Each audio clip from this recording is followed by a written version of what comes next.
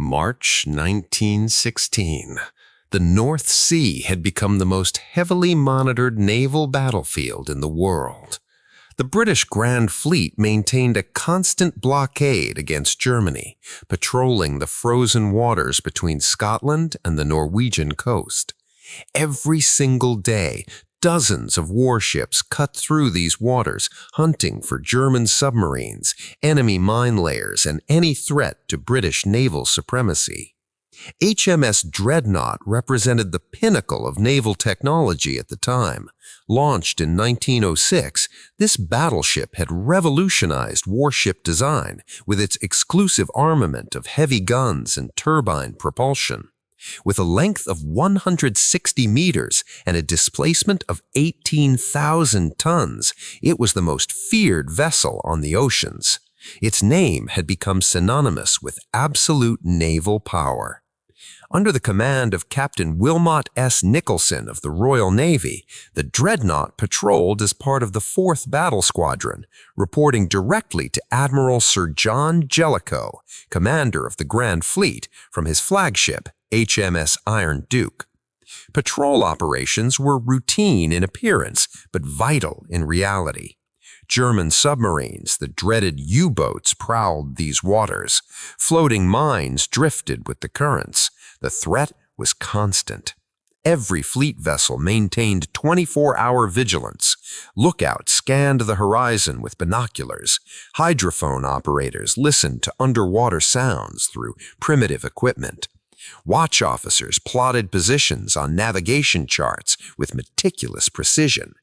But HMS Dreadnought carried something most vessels didn't have, a secret that not even most of its crew fully knew about. In a sealed compartment in the forward section, a team of specialized officers operated experimental underwater detection equipment, technology classified at the highest level. Equipment that was officially being tested for possible future use in detecting enemy submarines. The night of March 8, 1916 was typical for the North Sea in winter. Water temperature close to 4 degrees Celsius, dense fog reducing visibility to less than 200 meters, moderate sea state with 1 to 2 meter waves.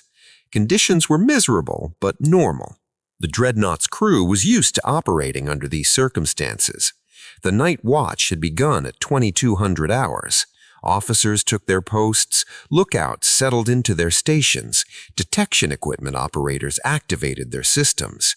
Nobody expected this night to be different from the hundreds of previous patrol nights. Nobody imagined that in a few hours, 23 men would witness something that would challenge everything they understood about the ocean. Nobody could foresee that each of those 23 men would have to sign documents under the Official Secrets Act, forbidding them from speaking about what they would observe. And nobody could anticipate that 14 of those 23 men would be dead before the year ended. But what was about to appear on the detection equipment would change everything forever. Lieutenant Commander James Arthur Blackwood, 32 years old, from Portsmouth. He was the senior officer responsible for the experimental detection equipment aboard HMS Dreadnought. He wasn't a rookie. He'd enlisted in the Royal Navy in 1902, was commissioned as a midshipman in 1904, promoted to lieutenant in 1908. He'd served aboard the Dreadnought since its commissioning in 1906, which meant he knew every inch of the vessel. Among the crew, he was known for his methodical nature, precise in his observations, intolerant of speculation. He demanded concrete data, not assumptions. The equipment under his supervision was officially designated as Experimental Locator Type 7. In simple terms, it used hydrophones to detect underwater sounds and a rudimentary distance measurement system. For 1916, this was revolutionary technology, but it had severe limitations. It could detect the presence of underwater objects through the sound they produced. It could provide an approximate direction. It could estimate distance based on sound intensity. What it couldn't do What no equipment of the era could do was simultaneously provide precise coordinates, exact depth, calculated speed, and specific quantity of multiple contacts moving in coordinated formation. Yet that's exactly what appeared on Blackwood's instruments at 22:30 hours. He was conducting a routine system check. The Dreadnought was sailing on a course of 045 degrees, speed 12 knots, approximately 100 kilometers northeast of Scapa Flow. The sea was relatively calm by North Sea standards. The fog was dense but not unusual. The hydrophones were picking up normal ocean sounds, distant sea ice crackling, current movement, biological sounds from the depths. Everything was within expected parameters. Then the instruments started registering contacts. Not one contact, 40 contacts, 40 distinct, separate, individual signals. The detection system showed positions in a pattern that made no sense according to any known explanation. Blackwood immediately checked the instruments, thought about equipment malfunction, verified electrical connections, checked the hydrophones, calibrated the gauges. Everything was functioning correctly. The readings persisted. The contacts were located at a bearing of 045 degrees, distance 3,200 yards, approximately 2,900 meters, indicated depth 200 feet, about 60 meters. What made Blackwood immediately call the bridge wasn't just the number of contacts, it was the formation. The 40 contacts were arranged in a perfect geometric pattern, 10 objects forming a straight line, 10 objects in a parallel line 400 yards away, 10 forming a perpendicular line, 10 completing the fourth side of a perfect rectangle. The spacing between each contact was exactly 100 yards, no deviation whatsoever. Blackwood called Commander Richard Pemberton the watch officer. Pemberton was 38 years old, from London, an experienced officer with 16 years of service. He reached the detection room in less than 2 minutes. Blackwood showed him the readings. Pemberton personally observed the instruments, verified the data, asked Blackwood to conduct another series of equipment checks. Blackwood complied. The contacts remained. The readings were consistent. Pemberton ordered Captain Nicholson be informed. While they waited for the response, the contacts began moving. The entire rectangular formation rotated 90 degrees.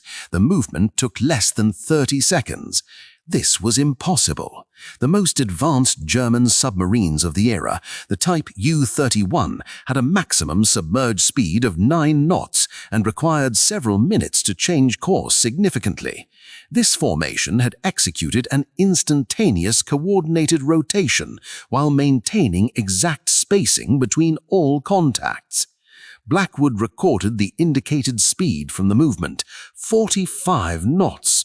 To put this in perspective, HMS Dreadnought, one of the fastest vessels of its era, had a maximum speed of 21 knots. The fastest torpedo boats reached 35 knots. There was no submarine, no submerged vessel, no known object that could move at 45 knots underwater. Lieutenant Harold Ashford, detection operator assistant, 24 years old, from Manchester, was monitoring acoustic returns. He submitted his report at 22:15 hours. His words were recorded verbatim in the log that would subsequently be censored. The speed indicated by the contacts exceeds any known craft by a factor of 5. But speed wasn't the only impossibility. Depth was equally problematic. The contacts were operating at 200 feet depth. Water pressure at that depth is approximately 87 pounds per square inch. German submarine hulls were designed for a maximum operating depth of 150 feet. At 200 feet, structural failure was inevitable. Any submarine attempting to operate at that depth would be crushed by water pressure within minutes. Yet these contacts operated at 200 feet for hours without any indication of difficulty. What the detection equipment was recording defied the laws of naval physics. But what they were about to observe over the following hours would make these initial readings seem completely normal. Captain Nicholson arrived at the detection room at 22:45 hours. He was an old-school officer. He'd served in the Royal Navy for 28 years. He wasn't given to speculation or exaggeration. He observed the instruments for 10 minutes without speaking, asked specific technical questions about equipment calibration, ordered additional checks, requested that every reading be recorded with absolute precision. Then he ordered the bridge crew attempt visual observation. The Dreadnought searchlights were directed toward the estimated position of the contacts. The fog prevented direct observation. However, according to the log of HMS Bellerophon, which was patrolling 8,000 yards to the southeast, an unusual luminosity was observed below the surface in the direction of the Dreadnought's position. The Bellerophon's log, stored at the National Maritime Museum and obtained through a Freedom of Information request in 2007, records observed sustained glow beneath surface bearing 315 degrees, approximate duration 5 hours. The entry was marked as meteorological phenomenon by an officer who wasn't present during the observation. This was standard. Any unusual observation that didn't have an immediate explanation was labeled as natural phenomenon. It was easier than admitting uncertainty. It was safer than opening investigations into unexplainable observations. Nicholson ordered depth charges be deployed. This was standard procedure when possible enemy submarines were detected. At 01:30 in the morning, 2 Mark II depth charges were launched. The charges were set to detonate at 100 feet depth.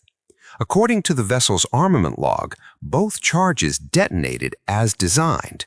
The effect on the contacts was immediate and revealing. The contacts moved precisely 800 yards in the 3 seconds between the charge's launch and detonation. Think about it, 800 yards in 3 seconds.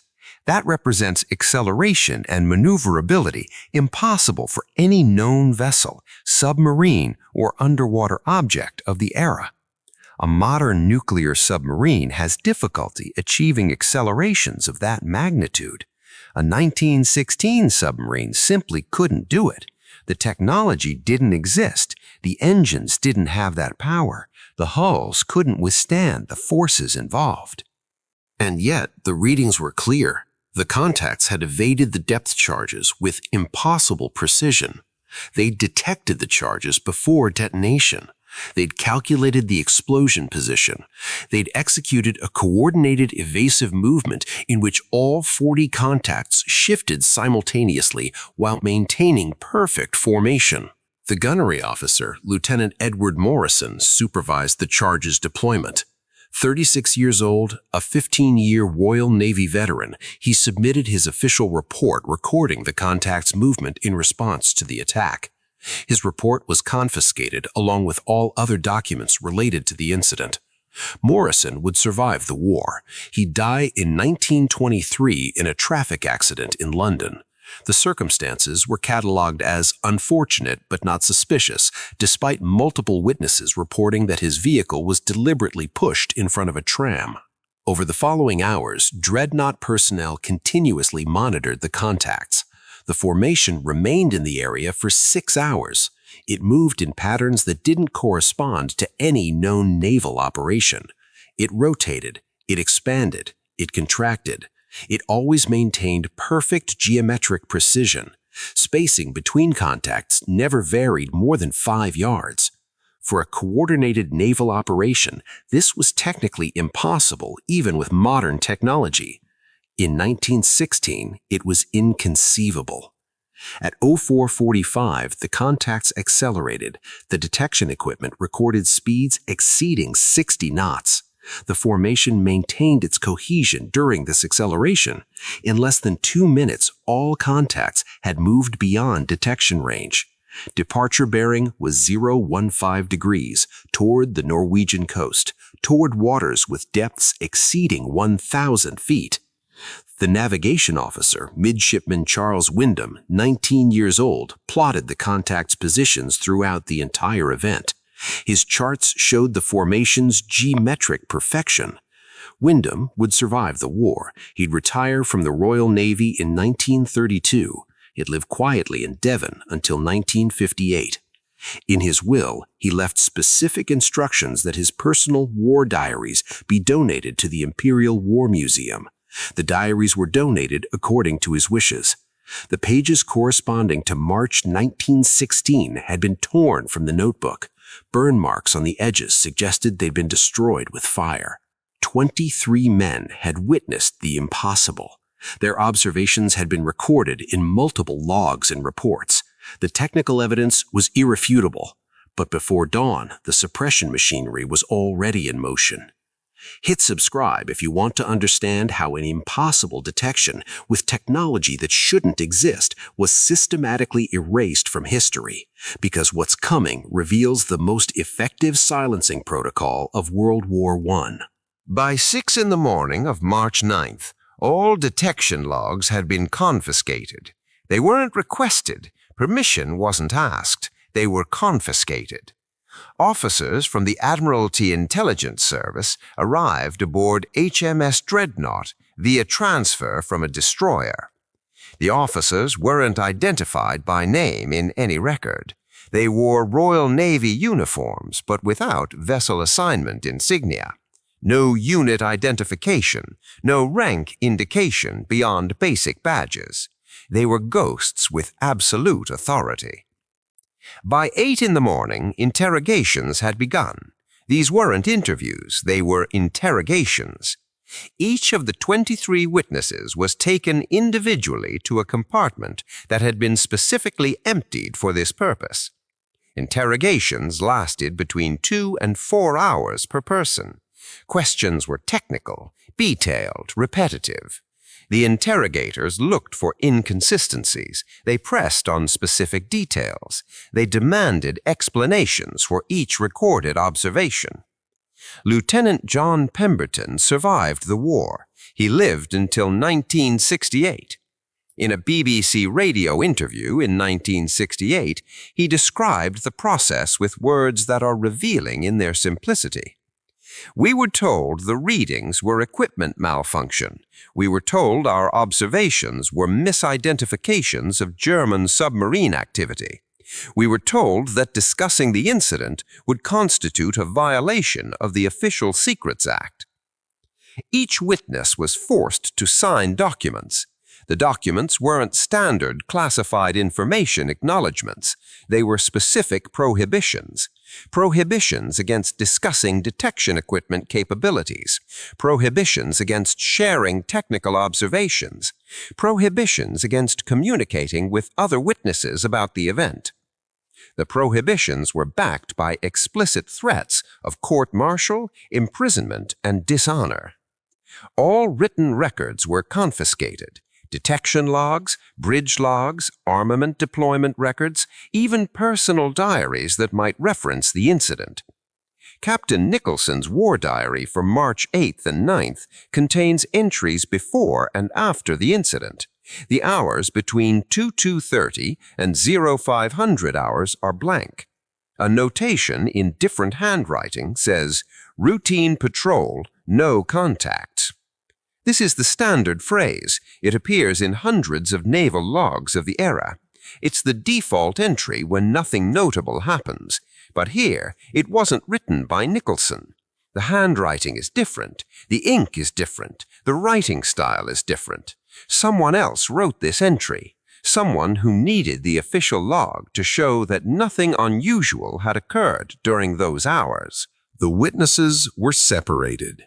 Transfer orders were issued with unprecedented speed.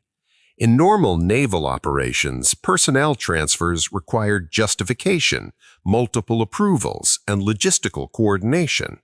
These transfers happened in less than 72 hours without justification documentation.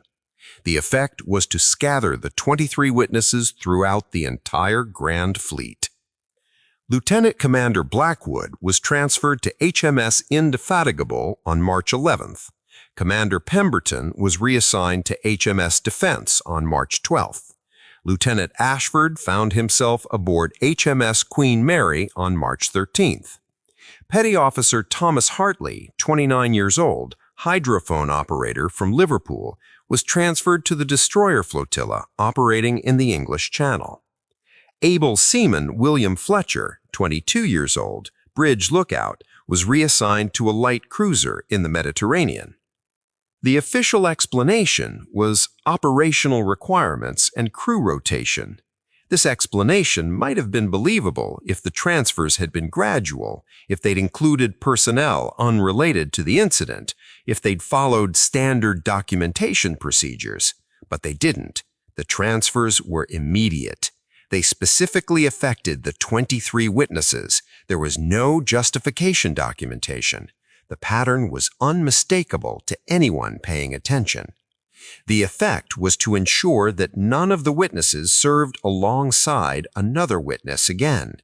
They couldn't compare notes. They couldn't discuss their observations. They couldn't coordinate their testimony. They were isolated, separated, silenced through geographic dispersion. But separation wasn't enough, because some of the witnesses had written letters to their families before the silence orders arrived.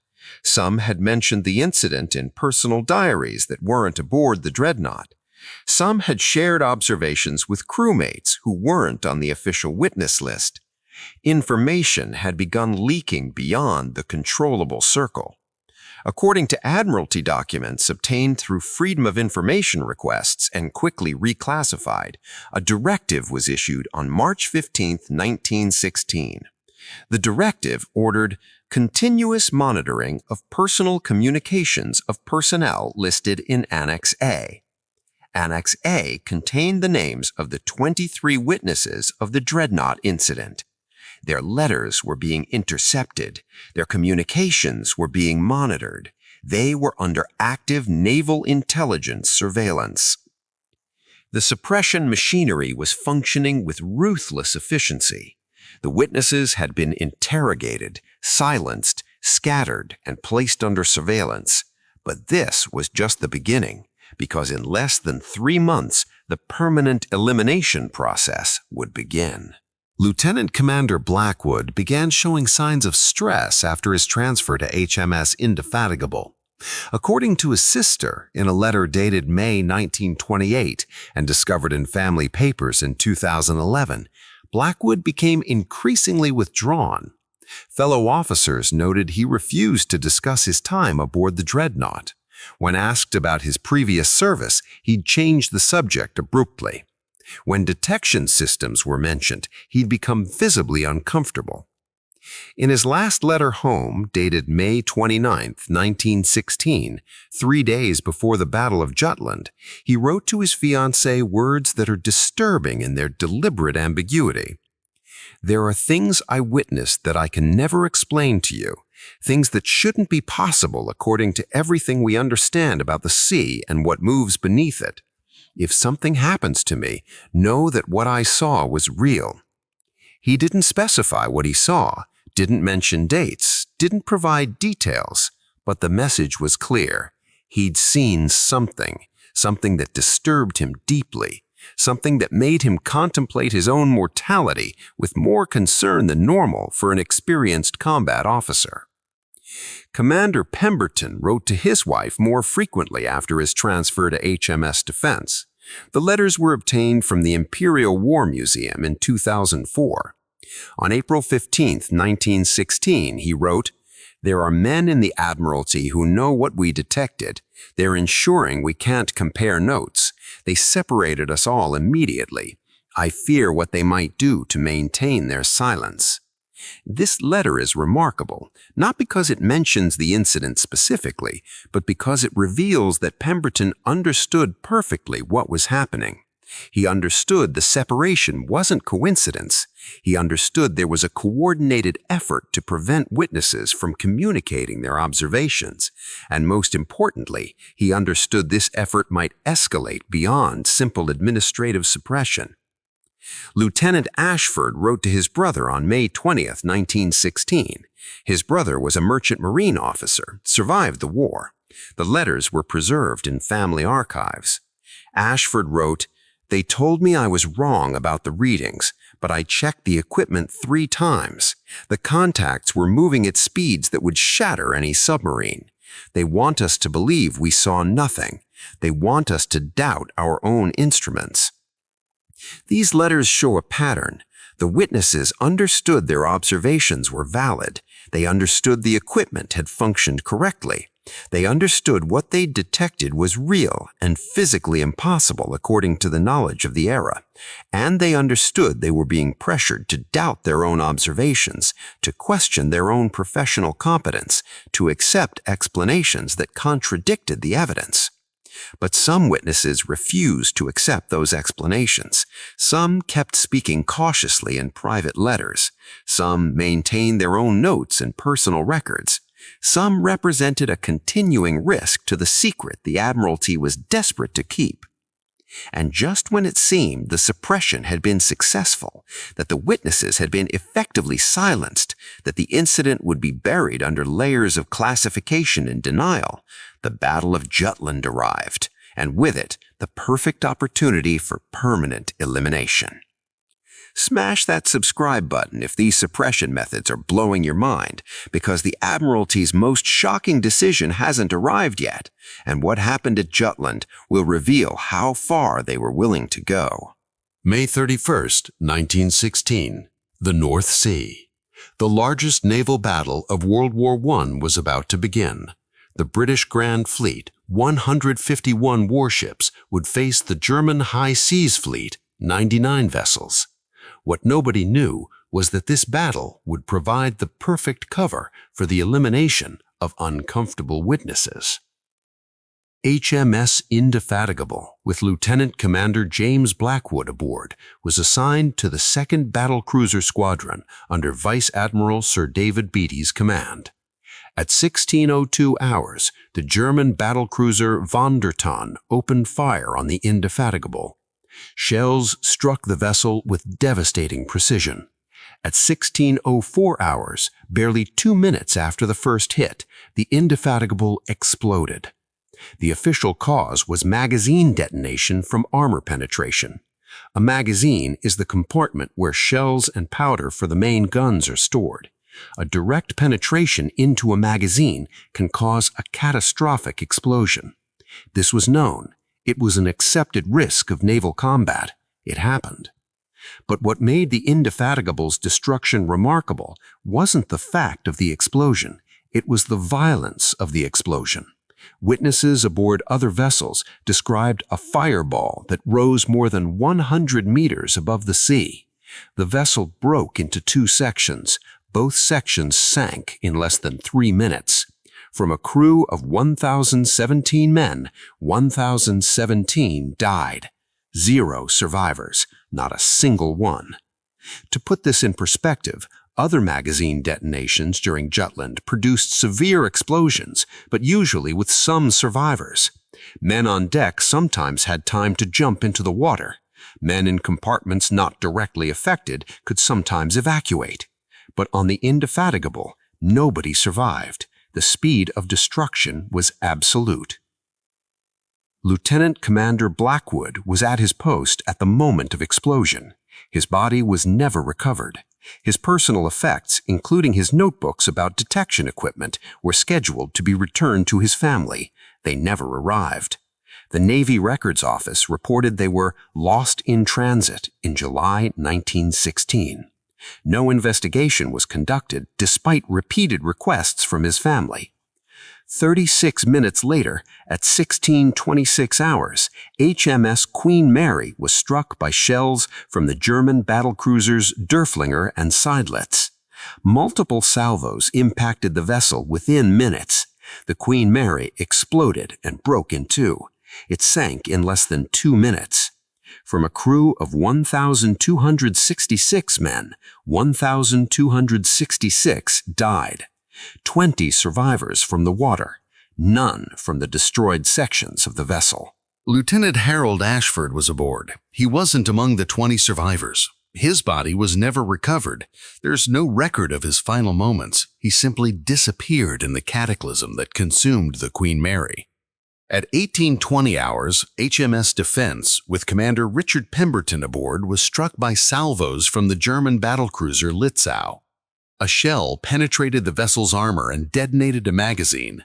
The explosion was described by witnesses as cataclysmic. The Defense literally disappeared in a fireball. Photographs taken from HMS Lion showed the Defense vanishing in an inferno that lasted several seconds longer than typical magazine detonations. No explanation was provided for the enhanced explosive effect. But the elimination wasn't limited to the 3 main officers.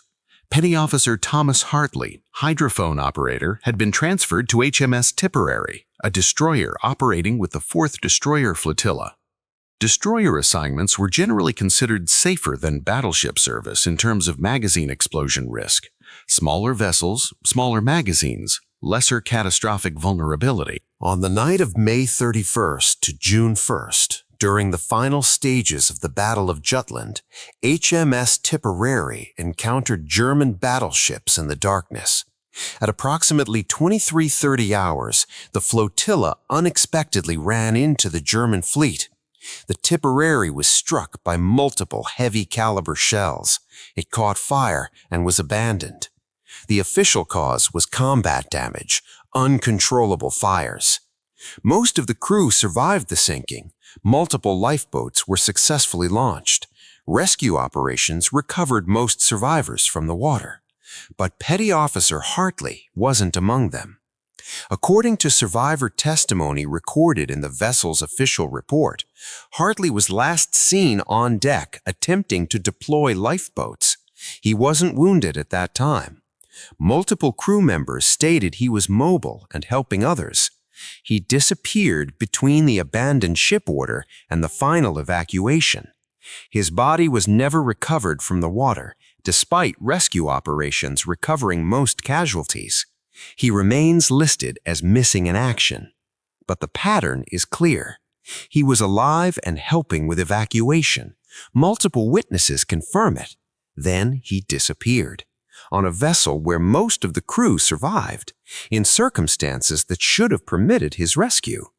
4 witnesses, 4 deaths, all within 3 months of the detection incident, all in the same battle, all attributed to combat action. And these were just the primary witnesses. Of the 23 men who witnessed the March 8th contacts, 14 were dead or missing before 1916 ended. Some died at Jutland. Others died in other combat actions during the following months, all in circumstances that could be explained as normal war casualties. But when you examine the complete pattern, when you look at the mortality rate among the Dreadnought incident witnesses compared to overall mortality rates for officers and crew in the Grand Fleet, a statistical anomaly emerges. The detection incident witnesses died at a rate that exceeded statistical norms for naval personnel in active combat by a significant margin.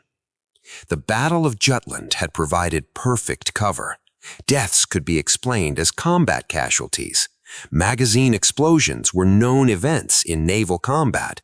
Nobody would ask questions about officers who died serving their country in the war's largest naval battle. But the elimination pattern didn't end with Jutland. The witnesses who survived Jutland faced an uncertain future. Some continued serving in the Royal Navy for the rest of the war. Some were reassigned to duties that kept them away from active combat. Some were repeatedly transferred to different vessels, different stations, different commands. The separation and dispersion pattern continued, but some witnesses represented a greater risk than others. Able seaman William Fletcher, the bridge lookout who'd observed surface luminosity during the incident, was transferred to a light cruiser in the Mediterranean. In 1917, he was transferred again to a troop transport. In 1918, he was reassigned to coastal duties in Scotland. He survived the war. He was discharged from the Royal Navy in 1919. In 1921, while working as a longshoreman in Liverpool, Fletcher fell from a dock during the night.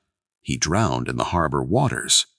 The official verdict was accidental death. Witnesses reported Fletcher had been drinking that night.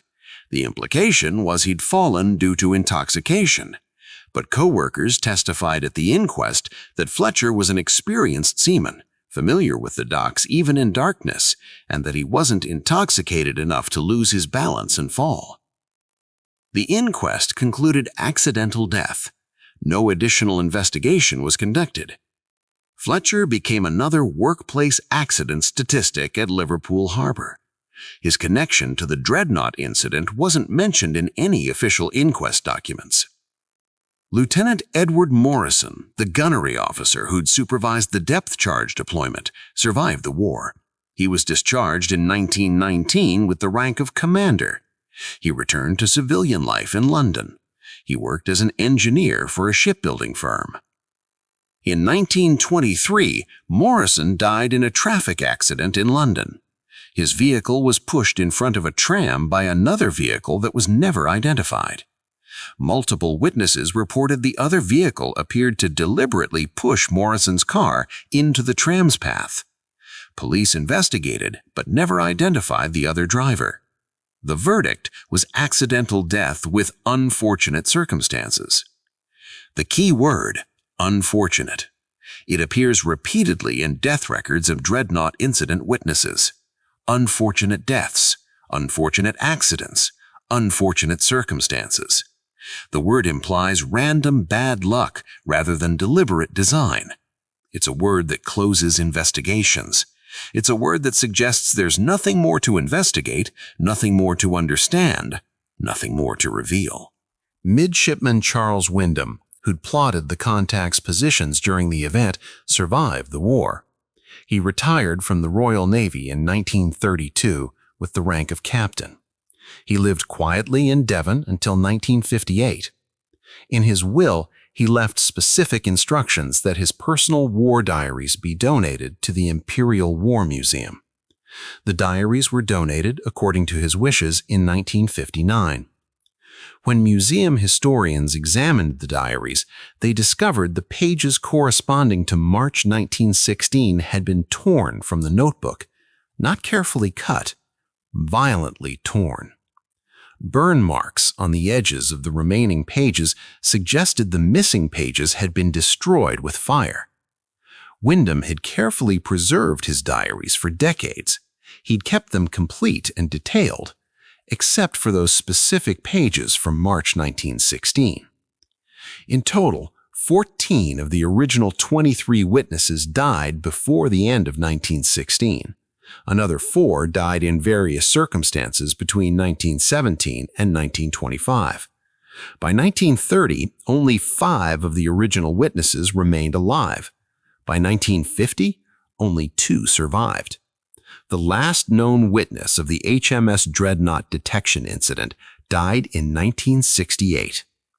With him died the last possibility of direct first-hand testimony about what occurred on the night of March 8, 1916. The technical documents remain classified. Original logs were confiscated over a century ago and have never been publicly released. The witnesses' transfers scattered any possibility of coordinated testimony. The deaths eliminated witnesses, one by one, over decades. But suppression didn't end with the last witness's death, because decades later, researchers would begin asking questions about the incident, and they discovered the suppression pattern remained active. The incident might have remained buried forever if not for Dr. Michael Ashford, a naval historian from Southampton University. In 1998, while researching British underwater detection technology development, he discovered an obscure reference in Admiralty archives to experimental equipment deployed on select Grand Fleet vessels in 1915 and 16. The reference was brief, just a footnote in an administrative document about budget allocutions, but it specifically mentioned HMS Dreadnought. Ashford requested related files. The request was denied. He appealed the denial. The appeal was rejected. He requested under the Freedom of Information Act. The request was denied on national security grounds. National security for documents about events over 80 years old? For technology that supposedly never existed until the 30s? For an incident that supposedly never occurred? Ashford persisted. He spent 3 years tracking fragmentary references in related documents. He found the HMS Bellerophon log at the National Maritime Museum. He found the entry about the observed luminosity. He found it had been marked as meteorological phenomenon by an officer who wasn't present. He began tracking the witnesses. He discovered 14 had died in 1916. He discovered the statistically anomalous mortality rates. In 2001, Ashford published an article in an academic naval history journal titled Experimental Detection Technology and Unexplained Observations During World War I. The article documented his findings on the Dreadnought incident. It included references to documents he'd been able to access. It raised questions about why detection technology shown in 1916 records disappeared from documentation until the 30s. The article attracted little attention in the academic community, but it attracted attention from other sources.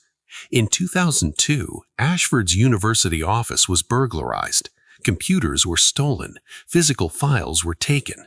Police investigated but made no arrests. No stolen material was recovered.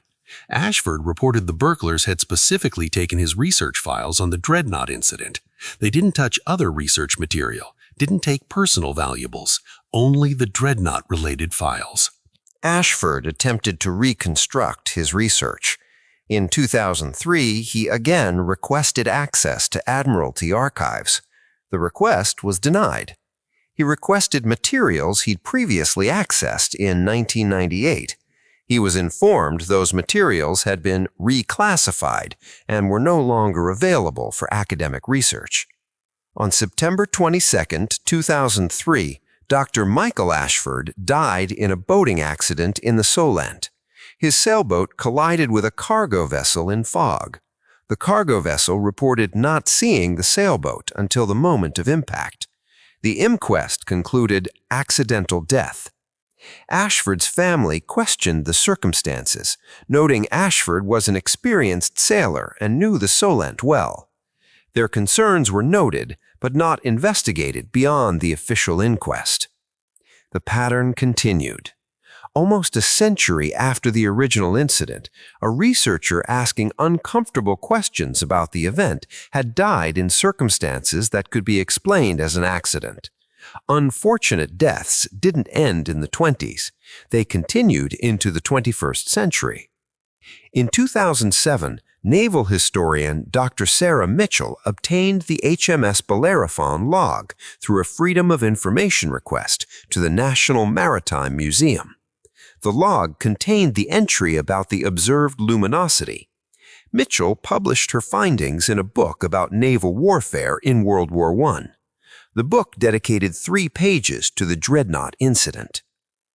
In 2008, Mitchell requested access to HMS Dreadnought logs from March 8 and 9, 1916.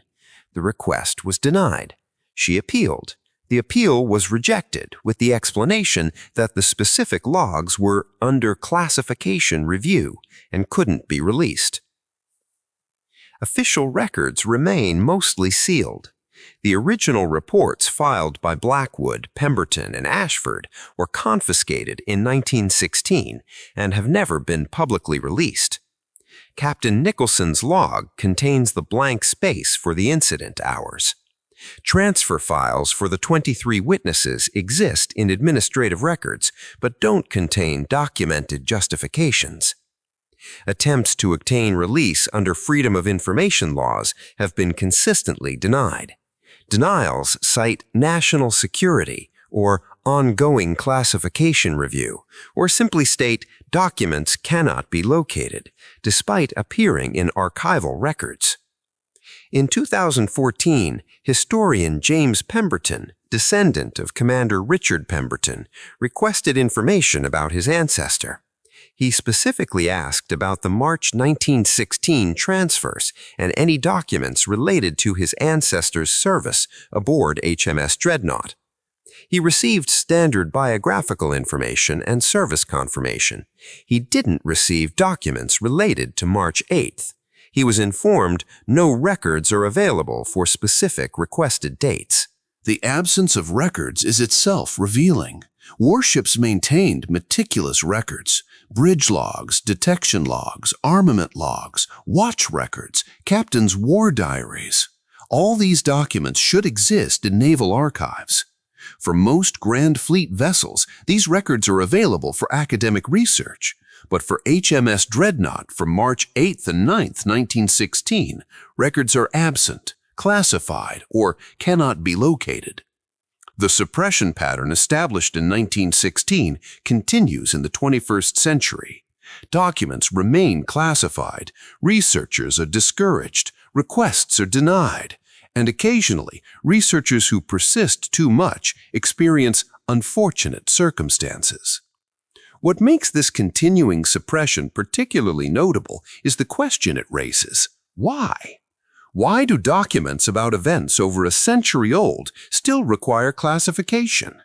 Why is information about experimental detection technology from 1916, technology superseded decades ago, still considered sensitive to national security? What truth about what was detected under the North Sea remains so dangerous it must be protected over a century later?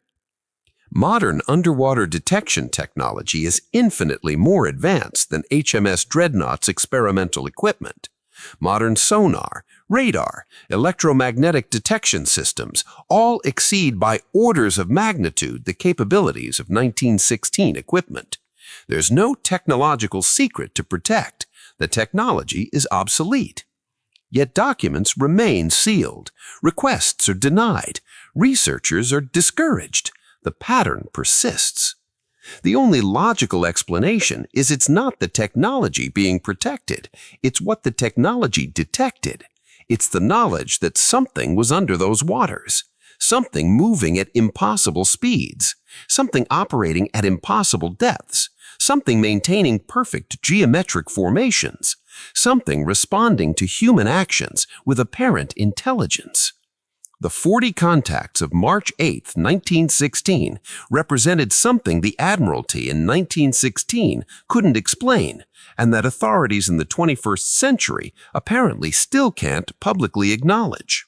Drop a subscribe if this video changed your perspective on what truths can remain buried for over a century, because every week I break down World War I stories that official institutions prefer you keep ignoring.